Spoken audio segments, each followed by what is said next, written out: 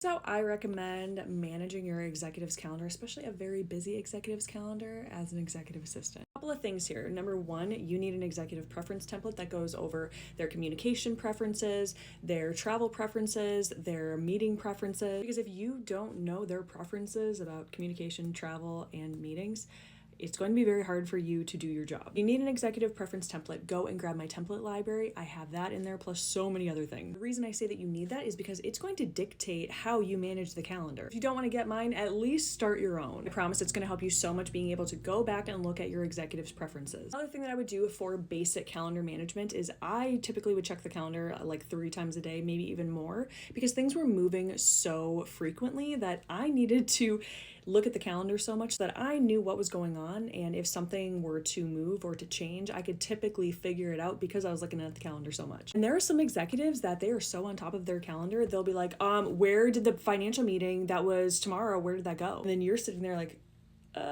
so I just always say, like, look at the calendar at least 3 times a day, because you're going to be more familiar with your executive's calendar, with their preferences, with the type of meetings that are going on. Another thing here is I always make sure to block off 3 1-hour blocks throughout the day. So in the morning from like 8 to 9, over lunch, and at the end of the day.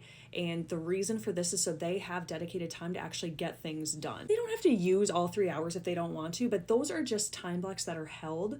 You can move them. If someone reaches out to you and they need a meeting in that time block, easy, you can move that. But that's just to protect your executive's time so that they actually have time to get work done and they're not sitting in meetings all day. I also color code the calendar. Make sure you're color coding. I would not have any more than like maybe 7 category for colors. Color coding the calendar makes it so easy, so you can easily look at the calendar and you're gonna know what specific meetings are. Maybe they're one-on-one meetings, so you know that they can easily be moved. Maybe it's a red meeting and you know that it's an urgent meeting and absolutely it cannot be moved, so you have to move the other things around it. I also made sure to have different colors for like travel and drive time, so that when I was doing mileage at the end of the month, I would just look at the calendar and I could see when drive time was because of the color. So it was very easy for me to calculate the miles and I wasn't going through every single day. We are all about saving time here, working smarter, not harder. If they want you to do an end of the day recap, you absolutely can. One thing I always did was send my executive a weekly status update. It was things that I was working on, projects I was working on, maybe things that had changed on the calendar, and then any follow-up items.